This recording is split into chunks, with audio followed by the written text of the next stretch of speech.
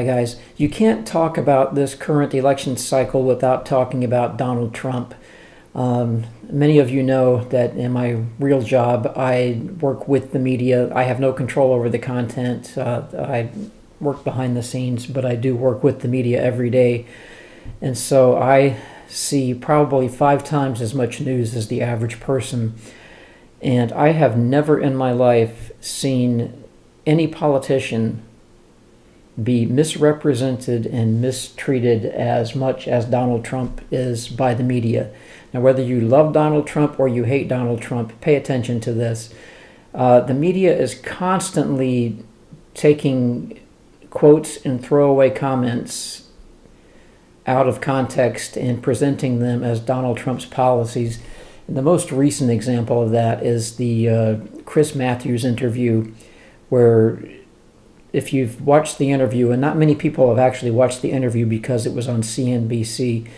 CNBC, if you're not familiar, MSNBC, I believe it was. Same difference. CNBC is another branch of the same organization.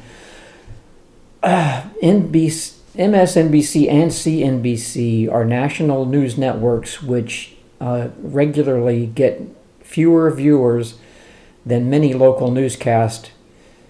To put that in perspective, they are national programs. They are seen all over the United States. They are broadcast all over the United States.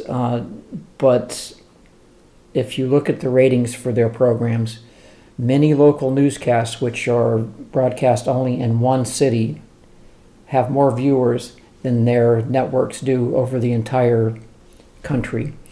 So basically, no one is watching these, and they will do whatever they can to be sensationalistic, to make headlines. Chris Matthews is famous for his quote during the last election about listening to Obama speaking and feeling a thrill running up and down his leg. People have never let him forget that one. He was interviewing Donald Trump, Chris Matthews, and he was badgering Trump, basically just rapid-firing questions at him, rhetorical questions that there is no answer to. And during this barrage of questions, he says, if abortion is illegal, what should happen to women who get an abortion? And Trump said, well, I suppose they should be punished. The national press has just run away with that comment, presenting that as his policy, and that is not anywhere near the truth. Trump never brought up the issue of abortion. Trump never said anything of the sort.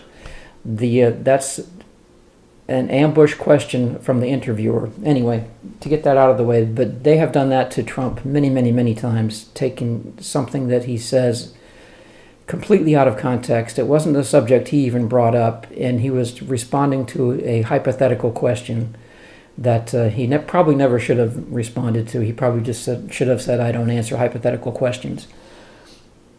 Anyway, getting to the point of the video, John Kasich. Lately, the polls and the delegate counts have been leveling off, and it's becoming a tighter race between Trump and Ted Cruz. John Kasich is trailing far, far, far behind. He has won Ohio and only Ohio, but he refuses to drop out of the race. He seriously believes the Republican Party will give him the nomination in a brokered convention. I don't see any possible way how that can happen, but I did get out the calculator. I was wondering about this, the iPhone calculator. Got out the calculator and worked some numbers to see what are John Kasich's chances of getting the Republican nomination. And I came up with this little chart, and it is a scientific chart. The margin of error is plus or minus 2%. And these are John Kasich's chances of actually getting the Republican nomination.